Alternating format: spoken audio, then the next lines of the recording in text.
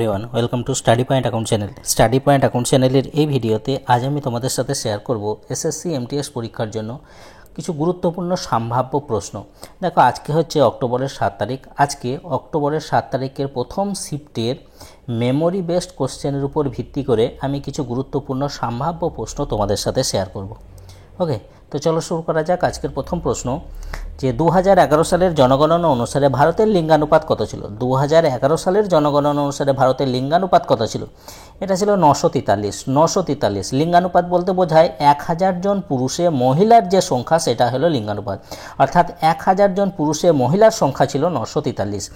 এছাড়া যদি বলা হয় শিশু লিঙ্গানুপাত কত ছিল, সেক্ষেত্রে হবে 919। লিঙ্গানুপাত সবচেয়ে বেশি ছিল কোন রাজ্যের? সেক্ষেত্রে হবে কেরালা লিঙ্গানুপাত হচ্ছে 1084, অর্থাৎ 1000 জন পুরুষে মহিলার সংখ্যা ছিল 1084 জন।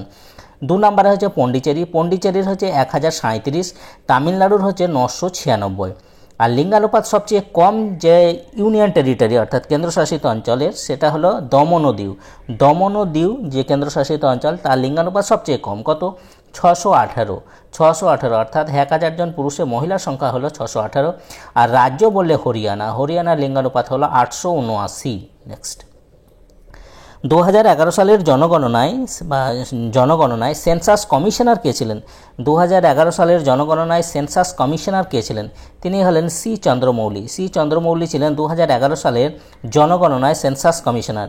যদি বলা হয় ভারতের যে সম্পূর্ণ জনগণনা, সেটা হয়েছিল 1881 সালে লর্ড রিপনের সময়কালে, তখন সেন্সাস কমিশনার কে ছিলেন? সেক্ষেত্রে হবে WC প্লুডেন। এছাড়া স্বাধীন ভারতের প্রথম যে জনগণনা সেটা হয়েছিল 1951 সালে, তখন সেন্সাস কমিশনার কে ছিলেন? সেক্ষেত্রে হবে RA গোপালস্বামী।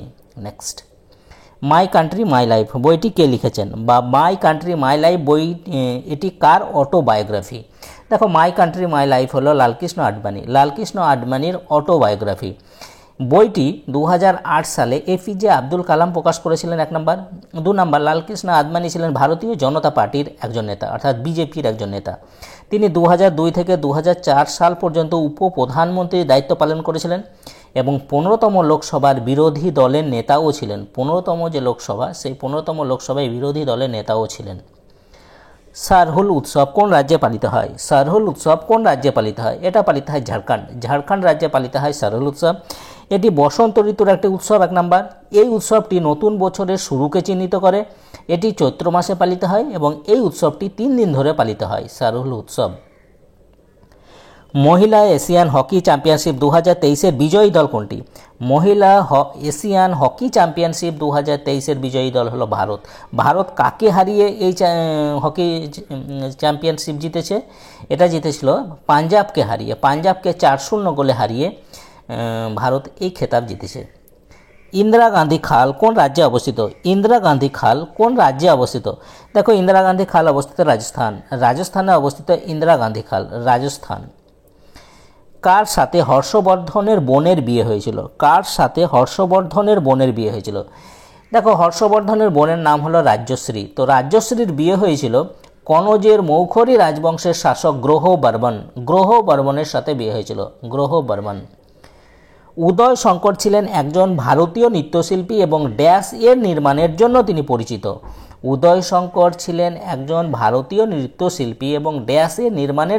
পরিচিত। তিনি ফিউশন স্টাইল অফ ডান্স, নাচের যে ফিউশন স্টাইল, সেই স্টাইলের জন্য তিনি পরিচিত। 1931 সালে মহাত্মা গান্ধী এবং ভারতের তৎকালীন ভাইসরয় লর্ড আরউইনের মধ্যে কোন চুক্তি স্বাক্ষরিত হয়েছিল? 1931 সালে মহাত্মা গান্ধী এবং ভারতের তৎকালীন ভাইসরয় লর্ড আরউইনের মধ্যে কোন চুক্তি স্বাক্ষরিত হয়েছিল?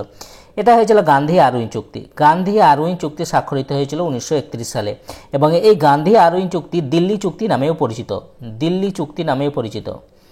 কলামণ্ডলম কৃষ্ণন নায়ার কোন শাস্ত্রীয় নৃত্যের সাথে সম্পর্কিত? কলামণ্ডলম কৃষ্ণন নায়ার কোন শাস্ত্রীয় নৃত্যের সাথে সম্পর্কিত? তিনি কথাকলি ক্লাসিক্যাল ডান্সের সাথে সম্পর্কিত, কথাকলি। অরবিন্দ পারিখ কোন ঘরানার সাথে সম্পর্কিত? অরবিন্দ পারিখ ইমদাদ খানি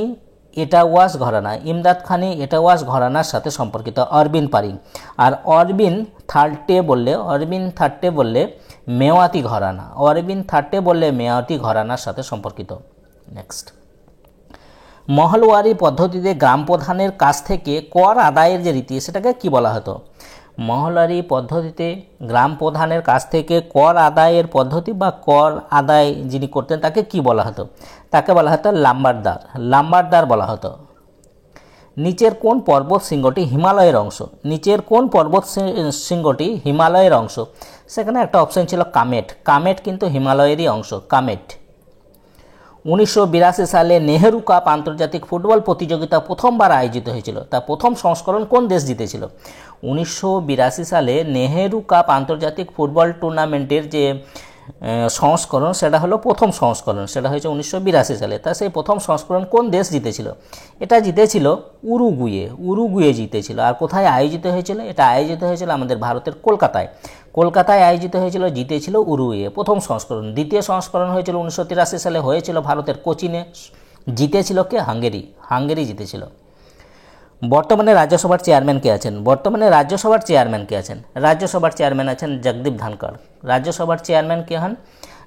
তিনি হলেন ভারতের উপরাষ্ট্রপতি। তো উপরাষ্ট্রপতি কে আছেন? জগদীপ ধনখড়। সৈয়দ আব্দুল নাজির কোন রাজ্যের গভর্নর? সৈয়দ আব্দুল নাজির কোন রাজ্যের গভর্নর? তিনি অন্ধ্রপ্রদেশ রাজ্যের গভর্নর। অন্ধ্রপ্রদেশ রাজ্যের গভর্নর। 13 শতকে কেরালায় কে এসেছিলেন? 13 শতকে কেরালায় কে এসেছিলেন? দেখো 13 শতকে কেরালায় মার্কো পোলো এসেছিলেন, ইবন বতুতা এসেছিলেন, ফ্রাক্সিয়ান এসেছিলেন। এরা সকলে এসেছিলেন। তবে সম্ভবত উত্তরে প্রশ্নে অপশন এটাই ছিল, ইবন বতুতা। নেক্সট, লাইসোজোমে তরল কি থেকে তৈরি হয়? লাইসোজোমের যে তরল সেটা কি থেকে তৈরি হয়? এটা তৈরি হয় ভ্যাসিক্যাল বার্ডিং। ভ্যাসিক্যাল বার্ডিং থেকে তৈরি হয় লাইসোজোমের যে তরল। নদী তার মধ্য গতিপথে নিম্নের কোনটি সৃষ্টি করে? নদী তার মধ্য গতিপথে নিম্নের কোনটি সৃষ্টি করে? দেখো নিম্ন গতিপথে নয়, নদী তার মধ্য গতিপথে নিম্নের কোনটি সৃষ্টি করে? নদী তার মধ্য গতিপথে নিম্নের কোনটি সৃষ্টি করে?